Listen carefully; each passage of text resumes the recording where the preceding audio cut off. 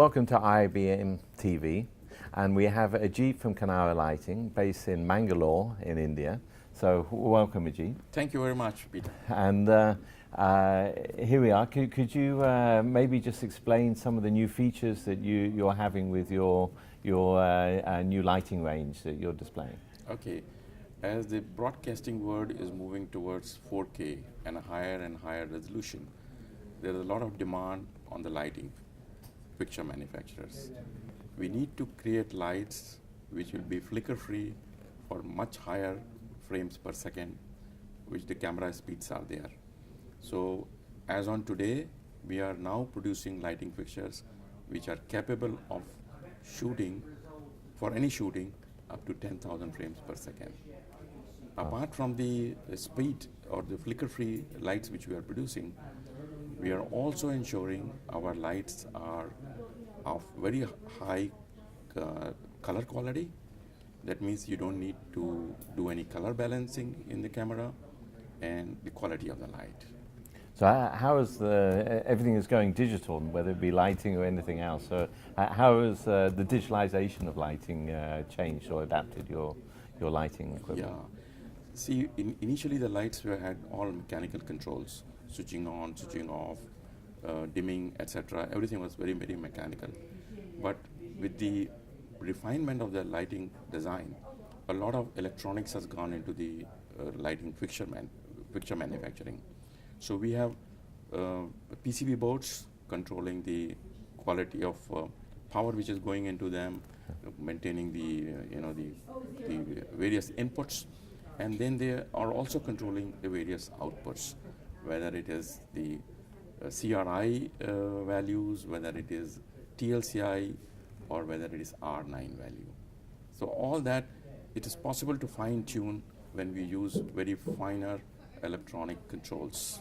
And that is how the lights are becoming much more digital than what they were mechanical in the earlier days. And if I take, for example, one batch of lights in one studio and another, CRI will be exactly the same once I dial it in?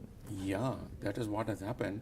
Over a period of time, the tolerance band has reduced to such an extent that it is not possible for at eye level or even at the camera level to find a difference between the lights used in a studio A or studio B or studio C. Yeah. And of course, a lot of companies are looking also going energy neutral and so forth. So if I take, say, 1,000 square meter studio versus, let's say, 10 years ago versus now, how much current proportion is being used? Okay. In the earlier days, 1,000 square feet studio will consume something like, the thumb rule calculation was 30 kilowatts per square feet. And as far as the LED is concerned, the thumb rule calculation is between 6 to 7 watt per square feet. So that's the kind of difference. I mean, it's 1/5 the power which is required when you use LED. That is one aspect of the power consumption. And a very important aspect is human being. The earlier lights were emitting UV rays, but the LED light doesn't emit any UV rays. So it's much more, better for the human beings. Okay. And I wonder if we could just finish off and if you could just explain a little bit for the people who don't know Canara Lighting about your organization.